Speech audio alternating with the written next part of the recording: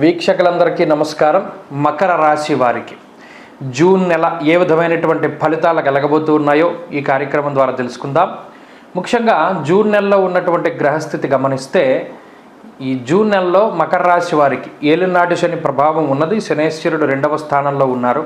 తృతీయ స్థానమందు రాహు ఉన్నారు. చతుర్థ స్థానమందు కుజుడు, పంచమ కోణమందు గురుడు, పంచమ స్థానంలోనే శుక్ర బుధ రవి గ్రహాలు. 15వ తారీఖు దాటాక రవి 6వ స్థానంలోకి వెళతారు. శుక్రుడు బుధుడు కూడా 6వ స్థానంలోకి వెళతారు. 9వ స్థానంలో కేతువు. ఇది గ్రహస్థితి క్లుప్తంగా. ఇందులో ఏ గ్రహాలు అనుకూలం, ఏ గ్రహాలు ప్రతికూలం జూన్ నెలలో అంటే ఏలినాటి శని ఎలాగో పేడే, అయితే అర్ధాష్టమ కుజుడు అనేటువంటి ఒక ప్రత్యేకమైన దోషం అది ఒకటి వస్తూ ఉన్నది. గత మాసంలో కుజుడు అనుకూలంగా ఉన్నారు. ఈ మాసంలో అర్ధాష్టమ కుజుడుగా అదే కుజుడు ప్రతికూలంగా ఉన్నారు. అయితే చాలా సంవత్సరాల తర్వాత మనం అనుకున్న 3-4 సంవత్సరాల తర్వాత గురుబలం వచ్చింది కాబట్టి ఆ గురుడు పంచమ కోణంలో అనుకూలిస్తూ ఉన్నప్పుడు కొన్ని విషయాలను మనం కొంత ఎక్సెప్షన్గా తీసుకోవచ్చును. అంటే అంత ఇబ్బంది పెట్టేటువంటి ఫలితాలు ఉండవు. గురుని యొక్క అనుకూలత ముందు మిగతా గ్రహాలు ఇచ్చేటువంటి చెడు ఫలితాలు కొంత తగ్గుతాయి. అయితే 15వ తారీఖు దాటిన తర్వాత ఇక్కడ ఈలోపు శుక్రబుధులు కూడా అనుకూలమై 15వ తారీఖు దాటాక రవి కూడా బలంగా ఉన్నారు. కాబట్టి అనుకూలించేటువంటి గ్రహాల యొక్క సంఖ్య పెరుగుతూ ఉన్నది. అది మంచి విషయంగా చెప్పచ్చు.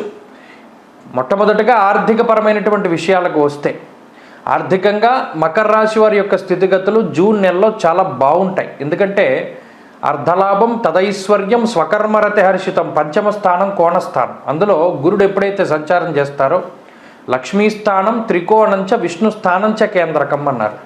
అది లక్ష్మీస్థానం కాబట్టి అందులో దేవగురు బృహస్పతి ఉన్నారు. కాబట్టి ఆ గురుగ్రహం అర్ధలాభము అంటే డబ్బు, ఆర్థిక లాభాన్ని, తదైశ్వర్యం ఐశ్వర్య సంకేతాన్ని, అంటే ఇక్కడ ఆర్థిక లాభం వేరు, ఐశ్వర్యం వేరు. ఆర్థిక లాభం అంటే గత నెలలో 10,000 వస్తే ఈ నెలలో 30,000 రావడం. ఐశ్వర్యము అంటే ఒక ఇల్లు కొనుక్కోవడము, ఒక ప్రాపర్టీ కొనుక్కోవడము, వాహనం కొనుక్కోవడము, బంగారం కొనుక్కోవడము, లేదా ఇంట్లో ఏదైనా ఫర్నిచర్ కొనుక్కోవడము, ఒక ఏసీ పెట్టించుకోవడము, ఇలా ఐశ్వర్య సంకేతమైనటువంటి వస్తువుల్ని ఆ చిహ్నాలు కలిగి ఉన్నటువంటి వస్తువుల్ని వాటిని కొనుగోలు చేస్తారు అన్నారు.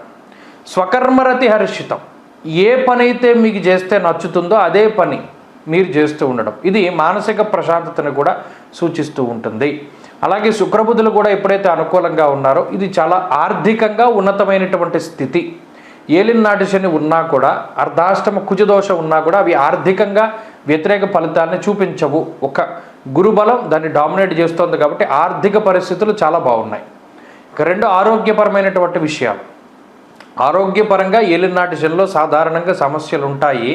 అయితే ఇక్కడ అర్ధాష్టమ కుజుడు కొంత ఆరోగ్యం మీద ప్రభావాన్ని చూపెడతారు. ప్రవాసం కార్యహాని స్యాత్, కాసరాగం ప్రపీడనం అన్నారు. అలాగే ఇది ఈ కుజుడికి సంబంధించిన విషయానికి వస్తే ఎక్కువ మానసికమైనటువంటి భయానికి కుజుడు కారకులు.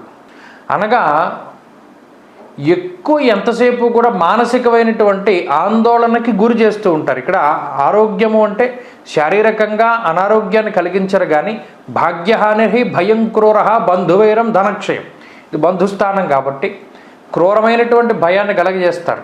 ఆరోగ్యపరంగా పాడు చేయరు కానీ ఏమైనా అయిపోతుందేమో, ఏమైనా అయిపోయిందేమో, అయిపోతూ ఉన్నదేమో అనేటువంటి భయాన్ని కలగజేస్తారు. కాబట్టి మానసిక అశాంతి అనేటువంటిది ఈ కుజుడు వల్ల ఏర్పడుతుంది. అలాగే పంచమంలో రవి ఉన్నప్పుడు కూడా బుద్ధి చాంచల్యమేవచ అన్నారు.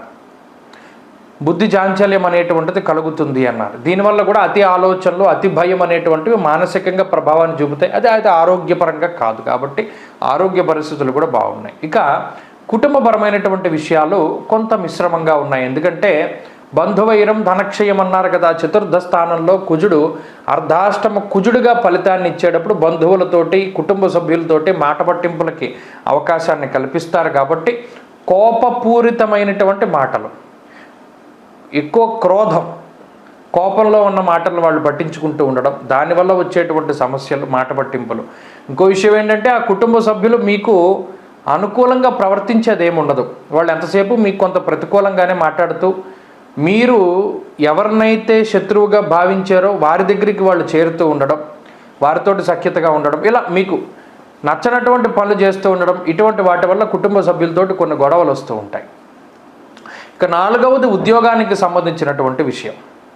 ఉద్యోగ పరిస్థితులు మకర రాశి వారికి చాలా అత్యద్భుతంగా ఉన్నాయి. ప్రత్యేకించి ఉద్యోగంలో ఎదుగుదల, ప్రమోషను, మీకు నచ్చినటువంటి చోటుకి ట్రాన్స్ఫరు, పని వేళల్లో కూడా మీకు అనుకూలంగా ఉండడం. ఇప్పటివరకు నైట్ షిఫ్ట్ చేస్తే డే షిఫ్టు, అలాగే మీకు అనుకూలించేటువంటి ఉద్యోగాలు ఇవన్నీ కూడా దొరుకుతూ ఉండడం లాంటి విషయాలన్నీ కూడా ఉద్యోగంలో ఎదుగుదలని, ఆర్థిక లాభాన్ని సూచిస్తూ ఉన్నాయి.